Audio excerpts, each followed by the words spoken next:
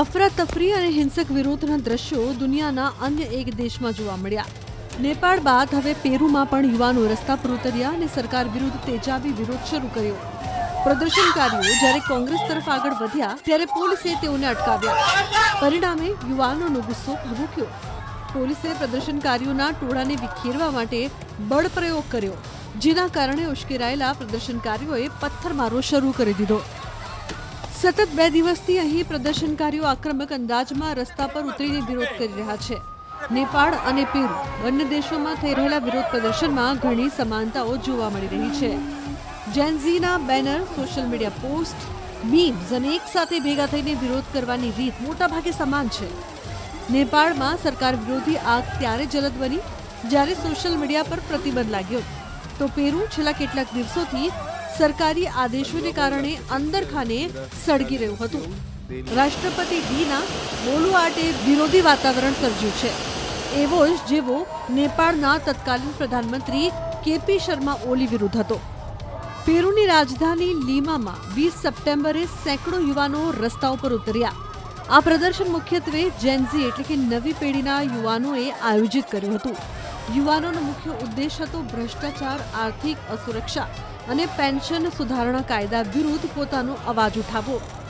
Gen Z નામના યુવા સમૂહ દ્વારા આયોજિત આ વિરોધ પ્રદર્શન સંગઠિત અપરાધ, સરકારી હોદ્દાઓ પર ભ્રષ્ટાચાર અને તાજેતરમાં થયેલ પેન્શન સુધારણા વિરુદ્ધ પેરુમાં વધતા અસામાજિક સંતોષનો ભાગ છે. પોલીસના મોટા કાફલા છતાં લગભગ 500 લોકો શહેરમાં એકઠા થયા હતા.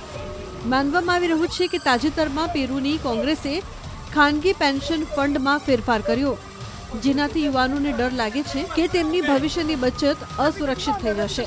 આ ઉપરાંત વધતી ગુનાખોરી અને સરકારી ભ્રષ્ટાચારે યુવા વર્ગની બેચેની વધારી દીધી છે.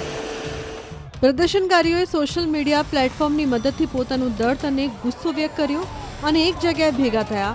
અસંતોષ વધતો જોતા પોલીસે મોરચો સંભાળ્યો. ભીડને વિખેરવા માટે ટીયર ગેસનો ઉપયોગ કરવામાં આવ્યો.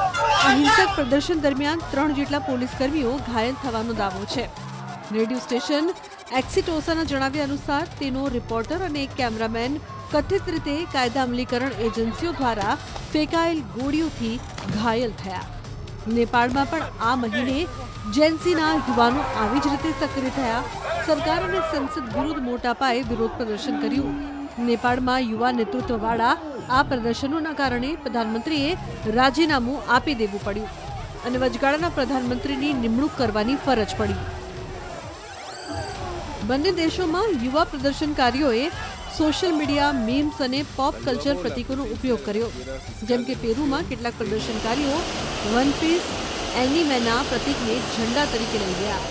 નેપાળમાં પણ યુવાનો ડિજિટલ સક્રિયતા દ્વારા સરકાર વિરોધી નારા ફેલાવતા રહ્યા. આ યુવાનોએ એવો સંદેશ આપવાનો પ્રયાસ કર્યો કે જેનઝી રાજકારણમાં માત્ર મતદાતા નહીં પરંતુ સક્રિય ભાગીદાર બનવા માંગે છે. વૈશ્વિક સ્તરે પણ આવી જ પ્રવૃત્તિ જોવા મળી રહી છે. બાંગ્લાદેશમાં આવું જ દેખાયું તો ઇન્ડોનેશિયા અને કેન્યામાં યુવાનો આવી જ રીતે ડિજિટલ પ્લેટફોર્મનો ઉપયોગ કરીને વિરોધ કરી રહ્યા છે. પેરુમાં રાષ્ટ્રપતિ ડીના બોલુઆર્ટેની લોકપ્રિયતા છેલ્લા કેટલાક મહિનાઓમાં ઘણી ઘટી છે.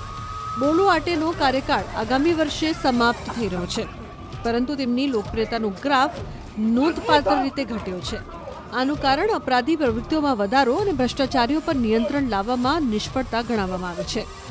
સરકારે કરાવેલા અનેક જનમત સર્વેમાં જાણવા મળ્યું છે કે પેરુની સરકાર અને રૂઢિચુસ્ત બહુમતીવાળી કોંગ્રેસને ઘણા લોકો ભ્રષ્ટ માને છે. તાજેતરમાં તેમણે પોતાનો પગાર પણ બમણો કરાવ્યો હતો, જેની તરફ 14 અરબ ટીકાઓ થઈ રહી છે.